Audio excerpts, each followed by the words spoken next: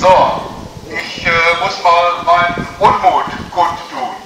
An unseren Gesichtern und an der Vogelstange da oben seht ihr, wie die Situation sich gerade darstellt. Niemand schießt auf unseren Schützenvogel. Sehr, sehr ärgerlich und beschämend. 1400 Mitglieder im Verein. Wir finden keinen König heute, kann doch nicht wahr sein. Ihr seid alle mit in der Verantwortung. Alle gucken im Moment nur auf die Leute mit dem weißen Hemd. Das ist nicht richtig. Alle Schützen sind mit in der Verantwortung.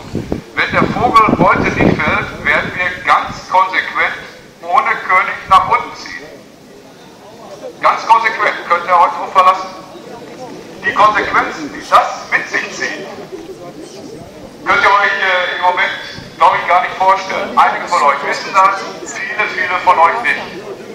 Aber wir sind wirklich ziemlich ärgerlich. Alle Offiziere.